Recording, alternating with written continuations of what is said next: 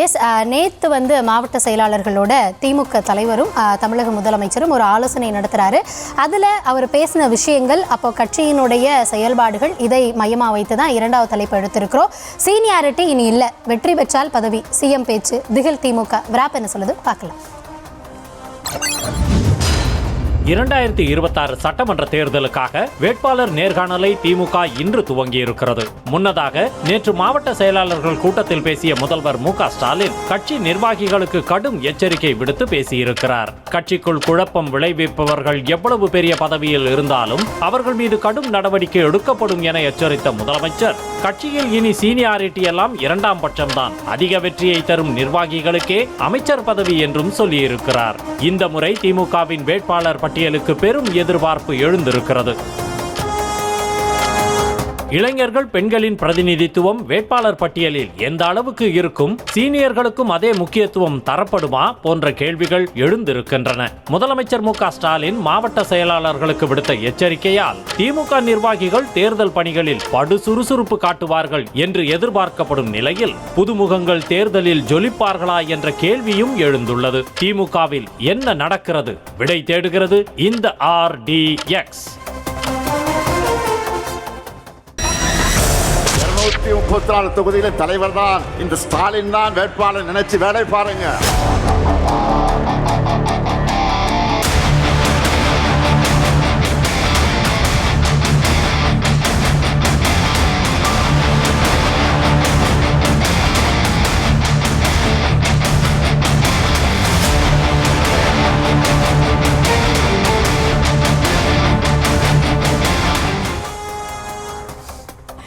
S, first big question என்ன பார்க்கலாம். மாவட்ட செயலாளர்களுக்கு முதல்வர் விடுத்த எச்சரிக்கை தேர்தலில் எதிரொலிக்குமா, பலன் கிடைக்குமா? அதாவது மாவட்ட செயலாளர்களுக்கு அப்போ எச்சரிக்கைனா என்ன செய்திகள் நம்ம செய்தியாளர்கள் மூலமாக கேட்டோம் அப்படின்னா, அதாவது சீனியாரிட்டிக்கெலாம் இனி இடம் இல்லை அப்படின்ற மாதிரி பேசியிருக்காங்க. அது மட்டும் இல்லாமல் இன்னும் சில விஷயங்களையும், குறிப்பாக அதாவது எல்லா 234 தொகுதி இருக்குது அப்படின்னா அங்கே என்ன நடக்குதுன்றது எனக்கு தெரியாதுன்னு இல்லை, அங்கே என்னுடைய காதும் கண்ணும் எல்லா தொகுதிகளில் இருக்குது அப்படின்றதையும் அவர் பேசியிருக்காரு. வர்ற தேர்தலில் அதிக தொகுதிகளில் வெற்றி பெற்ற தரவங்களுக்கு தான் அடுத்த ஆட்சியில் அமைச்சர் பதவி வழங்கப்படணும் அப்படின்னு சொல்லியிருக்காரு. இன்னொன்று, சீனியாரிட்டி இரண்டாம் பட்சம் தான் அப்படின்றத ரொம்ப திட்டவட்டமாக சொன்னார் அப்படின்னு இன்னும் நிறைய விஷயங்கள் சொன்னாங்க மாவட்ட செயலாளர்கள் கிட்ட. அதாவது ஒழுங்காக வேலை பார்க்கணும், உட்கட்சி பூசல் இருக்கக்கூடாது, அந்த மாதிரிலாம் காதுக்கு வந்தது அப்படின்னா எந்த பதவியில் யாராக இருந்தாலும் உடனடியாக தூக்கி எறியப்படுவீங்க இப்படின்னு பல கண்டிஷன், மிரட்டல் கொடுக்கப்பட்டிருக்கதா சொல்லப்பட்டுச்சு. அடிப்படையில் திமுக அதிமுக தமிழ்நாட்டுக்கு மட்டுமல்ல இந்தியாவுக்கே ஒரு பெரிய முன்னோடின்னு சொல்லலாம். ஏன்னா திமுக அதிமுக ரெண்டு கட்சிகளிலும் இருக்கிற அரசியல் தலைவர்களை பாருங்க. அண்மையில் தாவைக்கால் அடைஞ்ச செங்கோட்டையன் அவர்களுக்கு நியர்லி 80, TR பாலு ஆரம்பிச்சு திமுகவில் 70-80 வயதை கடந்தவர்களோட எண்ணிக்கையே ரொம்ப அதிகம். அரசியல் வாழ் இருக்கிறவங்களுக்கு ஒழுக்கமும் உடல் நலனும் உழைப்பும் ரொம்ப முக்கியமான ஒன்று. அதன் அடிப்படையில் பார்க்கும்போது 80 வயது 90 வயது வரைக்கும் இருக்கிற ஒரு அரசியல்வாதி கிட்டத்தட்ட எத்தனை தேர்தலை சந்திப்பாங்க? அப்படி பார்த்தா ஒரு 10 தேர்தலை சந்திக்கலாம், 12 தேர்தலை சந்திக்கலாம். 12 தேர்தலுக்கு அரசியல் வேலை செய்வதற்காக களத்தில் பணியாற்றுவதற்கான வாய்ப்பும் உழைப்பும் உடல் தகுதியும் இருக்கிற போது அவங்க களத்தில் இருந்துகிட்டே இருப்பாங்க. இதோட சிக்கல் என்னன்னா, அவர்களுக்கு பிறகு வருகிற அடுத்த தலைமுறை ஆட்கள் அதே மாதிரியான உடல் நலனும் உடல் தகுதியோட இருப்பாங்களான்னு கேட்டா இல்லை. அப்ப என்னன்னா, இப்போ ஒரு 45-50 வயசு ஆகிற ஆளுக்கு இப்ப நம்ம இப்பவே 50 வயசு ஆயிடுச்சு, நம்ம எப்ப எம்எல்ஏ ஆகி எப்ப ஆட்சிக்கு வர்றது? இப்ப 80 வயது வரைக்கும் இருக்கிற சீனியர்களை என்ன செய்யறதுன்னா, இது ஒரு திராவிட இயக்கம் கொண்ட கொள்கையினோட பிரச்சனை. இந்த பிரச்சனை திமுக அதிமுக ரெண்டுலயுமே இருக்கு. தாவேக்கா வந்த பிறகு வேட்பாளர் இளைஞர்கள், ஒரு 25 வயசு பையன், ஒரு 30 வயசு பையன்னா 3 folds ஆஃப் லைஃப்னு சொல்லுவாங்க. 30, 60, 90 இந்த 3 தலைமுறை பார்க்கிற போது 60 வயசாக அது இளைஞர் தான். 90 வயது வரை உங்களுக்கு வாழ்வதற்கான வாழ்க்கை இருக்கிற போது 60 வயசா இளைஞர்னா தாவேக்கால ஒரு 25 வயசு பையனை இளைஞர்னு கொடுக்கிற போது கட்சிக்குள்ள ஒரு குழப்பம் வருது. திமுக அதிமுக ரெண்டுலையுமே இந்த பிரச்சனை இருக்கு. சீனியர்னு அவங்க சொல்றது 60 அல்ல 80 அப்படின்னு. ஆனா இந்த சீனியாரிட்டிங்கிறத வெறும் வயது பார்த்து மட்டும் அணுகிட முடியுமா? இன்னைக்கு திருச்சி சிவா மாநிலங்களவையில் திமுகவுக்கு மட்டுமல்ல தமிழ்நாட்டுடைய உரிமைகளுக்காக திராவிட இயக்கத்துக்காக தொடர்ந்து குரல் கொடுக்கிறார். 4வது முறையா 5வது முறையா அவர் மாநிலங்களுக்கு அனுப்பியிருக்காங்க.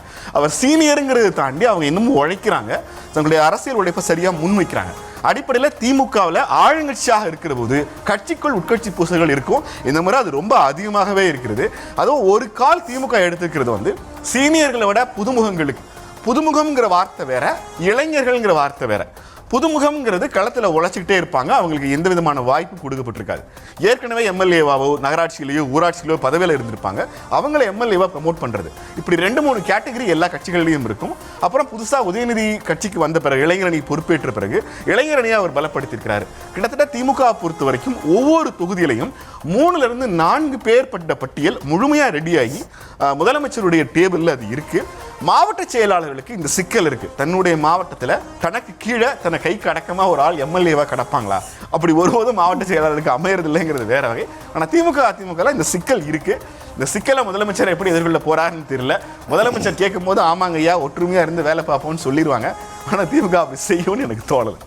ஓகே, என்னன்னா நம்ம முன்னாடி இந்த தலைப்பிலே இருக்குல்ல, சீனியாரிட்டி இனி இல்லை. அதாவது நீங்கள் சொல்கிற மாதிரி அந்த சீனியாரிட்டி அப்படின்னா எத்தனை தேர்தல்களாக வராங்க, எவ்வளவு நாள் களம் காண்றாங்க, இந்த வயசு அதெல்லாம் வச்சுக்கிட்டா இது வந்து சில அட்வர்டைஸ்மெண்ட்லாம் ஒரு அட்வர்டைஸ்மெண்ட் போட்டு கீழே கண்டிஷன் சப்ளை அப்படின்றப்போ அது இன்க்ளூடிங் கருணாநிதி அவர்களுடைய குடும்பமுமா அப்படின்ற ஒரு கேள்வி இருக்குல்ல. அங்கேயும் அவரும் வந்து சீனியாரிட்டி அடிப்படையில் முதல்வரும் தானே வருவார் இப்போ இருக்கிறவர். அதுக்கப்புறமா அதையெல்லாம் நம்ம கேள்விக்குள்ளாக்கணும். ஸோ இது வந்து தொண்டர்களுக்கு மட்டுமான ஒரு அறிவிப்பா இல்லை எச்சரிக்கையா, இல்லை அவங்களும் இதில் உட்படுவாங்களா அப்படின்னு. இன்னொன்று இந்த இன்னைக்கு என்ன அப்படின்னா இந்த இளைஞர்களுக்கான வாய்ப்பு, இந்த நீங்கள் சொல்கிற மாதிரி அந்த புதுமுகங்களுக்கான வாய்ப்பு அப்படின்றது என்னென்னா, இன்றைக்கி அந்த அழுத்தம் திமுகவுக்கு எங்கேருந்து வந்திருக்கு அப்படின்னா ஆப்வியஸாக அது தாவேக்காலேருந்து தான் வந்திருக்கு. ஏன்னா தாவேக்கா ஒவ்வொரு மேடைகள்லையும் சொல்கிறது அந்த வாரிசு அரசியலை குற்றம் சாட்டி பேசுகிறாங்க, அதை விமர்சிக்கிறாங்க. இன்னொன்று நீங்கள் சொல்கிறீங்க இல்லையா, திருச்சி சிவா அவர்கள் இத்தனை முறை உழைக்கிறாரு, அங்கே போகிறாரு, அதெல்லாம் சரி. ஆனால் நான் என்ன கேட்குறேன் அப்படின்னா, நிர்வாகிகளே 5 லட்சம் 6 லட்சம் வச்சுருக்கோம் அப்படின்றவங்களுக்கு திருச்சி சிவா போன்ற இன்னொரு ஆளுமை திமுக கிடையாதா? இன்னொரு ஆளுமையை நாடாளுமன்றத்துக்கு அனுப்புவதற்கு வாய்ப்பு இல்லையா? ஏன் கொடுத்தவங்களுக்கே தான் கொடுக்கணுமா? அந்த அளவுக்கு இல்லை தீர்க்கமாக அந்த கட்சியினுடைய கொள்கை கோட்பாடோடு செயல் கண்டவர்கள், களம் கண்டவர்கள் வேற யாருமே கிடையாதா? ஏன் கொடுத்தவங்களுக்கே அந்த வாய்ப்பு அப்படின்றப்ப தானே அந்த கேள்வி வருது. அப்போது உங்களுக்காக உங்கள் கட்சிக்காக அதாவது இவர் அமைச்சராகணும், இவர் வந்து இந்த பொறுப்புக்கு வரணும், இவருக்கு சீட்டு கிடைக்கணும்னு எத்தனை பேர் கீழே களத்தில் இருந்திருப்பாங்க? இல்லை எந்த எதிர்பார்ப்பும் இல்லாமல் எத்தனை பேர் அங்கே பேசிக்கிட்டே இருந்திருப்பாங்க? அவங்களுக்கு எல்லாம் கழகம் என்ன செஞ்சது அப்படின்ற ஒரு கேள்வி இன்னைக்கு தாவேக்காலிருந்து ஒரு குரல் ஒலித்து, அதாவது என்னன்னா திமுகவில் ஒரு இடம் கிடைக்கணும், எம்எல்ஏ சீட்டு கிடைக்கணும்னா கூட அங்கே ஒருத்தர் பேசுனது அதனுடைய பிரதிபலனாக இன்னைக்கு இந்த முறை புதுமுகங்கள் வருவாங்க, மற்றவர்களுக்கு வாய்ப்பு வழங்கப்படும், அப்போ உள்ளடி வேலைகளை நீங்கள் பண்ணிடாதீங்க அப்படின்னு எச்சரிக்கக்கூடிய அளவுக்கு தான் அங்கே மாறி இருக்கிறது அங்கே களம். இன்னைக்கு தாவேக்காவால் திமுகவில் நிறைய பேருக்கு இந்த முறை வாய்ப்பு உருவாக்கப்பட்டிருக்கு அப்படின்றத பார்க்கலாம். அடுத்த கேள்வி போலாம். Yes, next big question. புதுமுகங்களுக்கு வாய்ப்பளிக்கிறதால சீனியர்கள் உள்ளடி வேலை பார்த்தா கட்சி தலைமை கடைசி நேரத்தில் எப்படி சமாளிக்கும்? எஸ், புதுமுகங்களுக்குன்னு இல்லை, தமிழ்நாட்டில் வந்து இளைஞர்களுக்கு வாய்ப்பு கொடுக்கப்படுறது, புதுமுகங்களுக்கு வாய்ப்பு கொடுக்கறதுங்கிறது தாவேக்கா வந்த பிறகு இல்லை, வைகோ திமுகவிலிருந்து பிரிஞ்சு போன பிறகு, விஜயகாந்த் கட்சி ஆரம்பித்த பிறகு, கமல் கட்சி ஆரம்பித்த பிறகு, ஒவ்வொரு மாற்று சக்தி தமிழ்நாட்டில் உருவாகிற போதும் இதற்கான வாய்ப்புகள் அவங்க அந்த நிர்பந்தத்தை கொடுத்தே ஆவாங்க. தமிழ்நாட்டை பொறுத்த வரைக்கும் திமுக அதிமுக, ஒரு ஊராட்சி இருக்கிற ஒரு ஒன்றிய ஊராட்சி இருக்கிற ஒரு கிராமத்துக்கு போனீங்கன்னா அங்கே திமுக அதிமுகவில் எப்பவுமே நிரம்பியே இருக்கும், அங்கே கட்சி பதவிகள் காலியே ஆகாது. அப்போது புதுசாக அரசியலுக்குள்ளே வர்ற ஒரு ஆளுக்கு இயல்பாகவே இருந்த வாய்ப்பு பாஜக. தமிழ்நாட்டில் புதிதாக கிராமங்கள் தோறும் இன்னைக்கு வந்து பூத் ஏஜென்ட்ஸை அப்பாயிண்ட் பண்ணதில் திமுக அதிமுகவுக்கு அடுத்ததாக பாஜக தமிழ்நாட்டில் கிளைக்கழகம் வரைக்கும் கட்சி நிர்வாகிகளை பரப்பியிருக்காங்க. ஆனால் இந்த பாஜகவில் போய் இணைஞ்ச ஆட்களோட ஃபர்ஸ்ட் சாய்ஸாக இந்துத்துவ சார்பு கொண்டவங்க, இந்துத்துவ குடும்பங்கள்லேருந்து ஐடியாலஜிலேருந்து வந்தவங்களை தவிர நடுநிலையாளர்கள் அல்லது சாதாரண வாக்காளர்கள் உண்மையிலே திமுக அதிமுக மாதிரி ஆளுங்கட்சியாக எதிர்கட்சியாக வர்றதுக்கு வாய்ப்பு இருக்கிற கட்சியை தான் முதல்ல ப்ரிஃபர் பண்ணுறாங்க. அவங்களுடைய சமூக நீதி கொள்கையிலிருந்து அவங்களுடைய ஆட்சிகளுடைய செயல்பாடுகள் வரைக்கும் 2 கட்சிகள்லையுமே 2 கழகங்கள்லையுமே தமிழ்நாட்டில் இணைய விருப்பப்பட்டவர்களுக்கு அந்த கட்சிகளுக்குள் இல்லாத வாய்ப்பு காரணமாகவே அவங்க பாஜக பக்கம் போயிருக்காங்க. தாவேக்காவினுடைய வருகை பாஜகவோட வளர்ச்சியை தமிழ்நாட்டில் தடுத்து நிறுத்துங்கிற அடிப்படையில் தாவேக்காவு கட்சிகள் இளைஞர்கள் போய் சேருகிற போது அதில் இன்னொரு சிக்கல் இருக்குது. தாவேக்க இளைஞர்கள் இருக்காங்க, ஆனால் அவங்க அரசியல் தெரிஞ்சவங்களா, தேர்தலை சந்திச்சவங்களா, இந்த சில மைனஸும் இருக்கு. எனக்கு தெரிஞ்ச திமுக முழுக்க இளைஞர்களை இந்த தேர்தலில் அறிமுகப்படுத்த மாட்டாங்கன்னு தான் நான் நினைக்கிறேன். அது ஒரு வகையில் சீனியாரிட்டி, புதுமுகங்கள், பெண்கள், வழக்கறிஞர்கள், டாக்டர்கள்னு அவங்க ரெகுலராக ஒரு ரேஷியோ வச்சிருப்பாங்க. தமிழ்நாட்டினுடைய மக்கள் தொகைக்கு ஏற்ப, சமூகங்களுடைய எண்ணிக்கைக்கு ஏற்ப, மதங்களினுடைய எண்ணிக்கைக்கு ஏற்ப ஆண் பெண் விகிதாச்சாரம், பாலினம்னு எல்லா விஷயங்களையும் the proper representation from each and every community, தமிழ்நாட்டின் ஒவ்வொரு மூலை முடுக்கிலும் இருக்கிற எல்லா விதமான விஷயங்கள்ல இருந்தும், நிகழ்வுகள்ல இருந்தும், குரூப்ஸ்ல இருந்தும் ஒரு ப்ராப்பர் ரெப்ரசன்டேஷனை திமுக கொடுக்கும் நான் நினைக்கிறேன். அதிமுகவுக்கும் இதே மாதிரியான ஒரு பிரச்சனை இருக்கு. ஆனா எடப்பாடி பழனிசாமி இந்த முறை ஒரு ஏற்கனவே அதிமுகவுக்கு வெற்றியை பெற்றுக் கொடுத்த சீனியர்களோடு களமிறங்குகிறார் அப்படிங்கிறதா நமக்கு தெரிஞ்ச தகவல். அதன் அடிப்படையில் பார்க்கிற போது ரொம்ப பெரிய அளவில் புதுமுகங்களுக்கு வாய்ப்பு இருக்காது. அது ஏற்கனவே இருக்கிற ஒவ்வொரு தேர்தலையும் கணிசமான புதுமுகங்களோட அந்த ரேஷியோ கண்டினியூ ஆகும் நான் நினைக்கிறேன். ஓகே, இப்போ நம்ம பேசினப்போ அந்த சீனியாரிட்டி இனி இல்லை அப்படின்றத அவரே தான் சொல்லியிருக்காரு. அந்த சீனியாரிட்டியில் முதலமைச்சர் வருவாரா மாட்டாரா? கட்சியினுடைய தலைவர், அது திமுகவோட முடிவு. நாம திமுக அதிமுக வரணும்னு நினைக்கிறீங்களா? கூட முன்மாதிரியா அவரே வழிவிட்டு இன்னும் புதுமுகங்கள் வரட்டும், மற்றவர்களுக்கு வாய்ப்பு தரலாம், முன்மாதிரியா தலைவர் தானே செயல்படணும். வருவார மாட்டாரா? அதான் நான் சொல்றேன், முன்மாதிரியா அவரே வழிவிட்டு அடுத்து வரவங்களுக்கு வழிவிடணும். அந்த வழி உதயநிதிக்கான வழியா மட்டும் இல்லாம கட்சியில இருக்கக்கூடிய பிற புதுமுகங்களுக்கோ இல்லை பிற களத்தில் உழைச்சிருப்பாங்க இல்லையா, அவங்களுக்கு அந்த வழியாக இருந்தால் நல்லாயிருக்கும். இன்னொன்று, தாவேக்காவை தொடர்ந்து நம்ம சொல்கிறது என்னென்னா, அது அரசியல் தெரியாமல் இருக்காங்க, அரசியல் தெரியாதவங்களா இருக்காங்கன்னு. ஏங்க, இத்தனை வருஷமாக இவ்வளவு தேர்தல்களாக அவங்க தானே வாக்களிச்சிருக்காங்க. 25 வயசானவங்க இதுக்கு முன்னாடி 2021 தேர்தலே சந்திச்சிருப்பாங்களே, வாக்களிச்சிருப்பாங்களே. அன்னைக்கு அவங்க ஓட் போட்டப்போ மட்டும் அவங்க அரசியல் தெரிஞ்சவங்களா? என்னன்னா திரும்ப அவங்களுக்கு அரசியல் தெரியலன்னா அது அந்த குற்றம் இங்கே ஆண்ட திராவிட கட்சிகளோடது. இன்னைக்கு தாவேக்கா வந்ததற்கு பிறகு அவங்க பேசுகிறாங்க, பார்க்குறாங்க. அவங்க அளவில் இன்னைக்கு ஒவ்வொரு லெவல்லையா என்ன நடக்குது, யார் என்ன பேசுகிறா, எந்த தரப்பில் உண்மையை பேசுகிறாங்க, யார் போய் பேசுகிறா, இத்தனை ஆண்டுகளாக என்ன புரளியில் இவங்க உழன்று கொண்டு இருந்தார்கள், நம்மளையும் எப்படி வச்சிருந்தாங்க அப்படின்றத பார்க்குறாங்க. இன்னைக்கு இந்த முறை வாக்களிக்க செல்லக்கூடிய இளைஞர்களை அரசியல் தெரியாதவங்க அப்படின்னு நம்ம சொல்கிறோன்னா அதற்கு காரணம் தாவேக்கா கிடையாது. இதுவரைக்கும் ஆண்ட கட்சிகள், ஆள துடித்த கட்சிகள், அவங்க தான் அதுக்கு பொறுப்பை தாண்டி இன்னைக்கு அவங்களை அரசியல் மயப்படுத்துறது அவங்களுடைய பணியாக இருக்குது, அவங்களுடைய வேலையாக இருக்குது. எப்பவும் ஏங்க இங்கே தப்பு நடக்குது அப்படின்னா, அப்போ நீங்கள் ஒரு முடிவு சொல்லுங்க பார்ப்போம் அப்படின்ட்டு வருவீங்களே.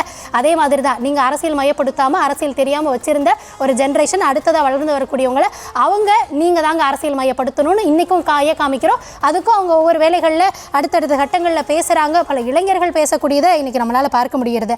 அதே மாதிரி திமுகவில் அந்த கொள்கை மேடை பேச்சாளர்கள் பேசுகிறத நான் கேட்டிருக்கேன். அவங்கள தாண்டி அவங்களுடைய பேச்சு சில நேரங்களில் எப்படி இருக்கும் அப்படின்றதையும் நம்ம பார்க்க முடியுது. அதை தாண்டி கிரவுண்டில் இன்றைக்கி திமுகன்னு சொல்லக்கூடிய ஏதாவது ஒரு இளைஞரை கூப்பிட்டு நீங்கள் அதே மாதிரி கேளுங்க, அந்த அளவுக்கு தெளிவான கருத்துக்கள் எத்தனை சதவீதத்தில் சொல்கிறாங்க அப்படின்றதையும் நம்ம பார்த்துப்போம். ஒட்டுமொத்தமாக ஒரு கட்சி ஆரம்பிக்கப்படுது, அதில் இளைஞர்கள் வராங்க அப்படின்றப்போ உனக்கு அறிவு இல்லை, உனக்கு அரசியல் தெரியலை, அரசியல் புரிதல் இல்லாமல் வர்றாங்க அப்படின்றது. ஏன்னா போன முறை அவங்க தான் வாக்களிச்சிருக்காங்க, இந்த முறை அவங்க தான் மாற்றுக் கட்சிக்கு வாக்களிக்க போகிறாங்க. மாற்றுக் கட்சிக்கு போகிறதுனாலயே அவங்க மேலே இந்த விமர்சனத்தை வைக்கிறது சரியா அப்படின்றதான் என் கேள்வி. Yes, next big question.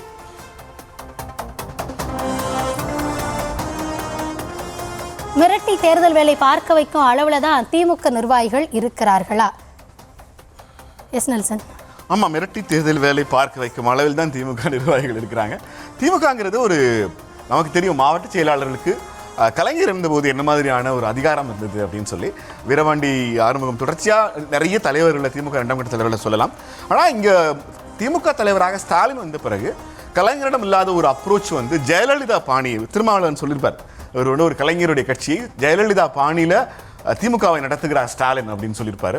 அடிப்படையில் ஜெயலலிதா பாணிங்கிறது உரையாடலுக்கு முன்வராத ஒரு பாணின்னு வேணா சொல்லலாம். நான் சொல்கிறத கேளுங்க, நான் சொல்கிறத கேட்குறதன் வாயிலாக அவங்களுக்கு ஒரு வெற்றியை நான் கொடுப்பேன். இதன் அடிப்படையில் ஒரு தொடர்ச்சியான உரையாடலை ஜெயலலிதா நிகழ்த்தியிருந்தாங்க. ஆனால் ஸ்டாலின் அவர்கள் கடந்த 5 ஆண்டுகளில் ஏற்படுத்தி இருக்கிற பிம்பம், அவருடைய ஆட்சியினுடைய அணுகுமுறை, எல்லா கட்சிகளையும் அரவணைக்கிறதுன்னு மேல்மட்ட அளவில் ஸ்டாலினுடைய இமேஜ் எல்லா கட்சிகளையும் அரவணைக்கிறதா இருந்தாலும் ஒரு கட்சியினுடைய தலைவராக பொறுப்பேற்ற பிறகு, கலைஞருடைய மறைவுக்கு பிறகு பொறுப்பேற்ற பிறகு தொடர்ச்சியாக எல்லா தேர்தல்களிலையும் வெற்றியை கொடுத்துருக்காரு. அப்போது அவருடைய அப்ரோச் கட்சிக்குள் இருக்கிற ஒவ்வொரு நிர்வாகிக்கும் ஒரு விஷயத்தை திரும்ப அழுத்த திருத்தமாக சொல்லி பதிவைக்க முடிகிறது. கலைஞர் தலைவராக இருந்த வரைக்கும் நமக்கு வெற்றியும் தோல்வியும் மாறி மாறி கிடைச்சிருக்கு. முக ஸ்டாலின் தலைவராக பொறுப்பேற்ற பிறகு திமுக தொடர் வெற்றிகளை பெற்றிருக்கிறது. அப்போ நமக்கு ஸ்டாலின் வெற்றியை பெற்றுக் கொடுப்பார் என்கிற நம்பிக்கை, அந்த உழைப்பை திமுக நிர்வாகிகள் பார்க்குறாங்க. இந்த இடத்துல ஸ்டாலினுடைய இந்த குரலுக்கு கட்சி நிர்வாகிகள் மத்தியில் ஒரு பெரிய வரவேற்பும், இந்த முறை ஸ்டாலின் அதை சொன்னார்னா செய்வாங்க. தொடர்ந்து 2 முறை தொடர்ந்து 10 ஆண்டுகள் திமுக ஆட்சியில் இருந்ததில்லை அப்படிங்கிற அந்த பேரியரை உடைக்கிற ஒரு தேர்தலா இந்த 2026 தேர்தலில் திமுக மட்டுமல்ல, தலைவர் மட்டுமல்ல, நிர்வாகிகளும் பார்க்குறாங்க. திமுக தலைவர் மிரட்டினார், நிர்வாகிகள் பயந்தாங்க. திமுக தலைவர் அறிவுரை சொன்னார், நிர்வாகிகள் கேட்டாங்க. இந்த வார்த்தை பிறகுகளிலிருந்து வெளில வந்தாலும் ஸ்டாலின் இந்த முறை வெற்றியை பெற்று தருவாருங்கிற நம்பிக்கை திமுகவின் கடைக்கோடி தொண்டனுக்கும் இருக்கிறது. இந்த கடைக்கோடி தொண்டன் திமுகவுக்கான வெற்றியை பெற்று தருவான்ங்கிற நம்பிக்கை முதலமைச்சர் மு.க. ஸ்டாலினுக்கும் இருக்கிறது. இல்ல என்னன்னா இந்த முறை புதுமுகங்களை களமிழக்கிறதே திமுக என்ன நினைக்கிறாங்க அப்படின்னா, இதுவரைக்கும் இருந்தவங்க என்ன செஞ்சாங்க, ஒன்றும் செய்யலை, அவங்க மேலே வந்து ஒரு அதிருப்தி இல்லைன்னா ஒரு சலிப்பு இருக்கும்.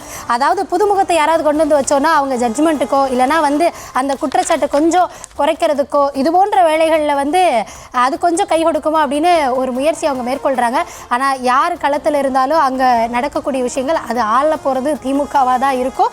இன்றைக்கு களத்தில் என்னென்ன பிரச்சனைகள் இருக்கோ அதுவும் தொடரும் அப்படின்றதோட சேர்த்தே நீங்கள் அதை முடிச்சுக்கலாம் அப்படின்னு நான் நினைக்கிறேன்.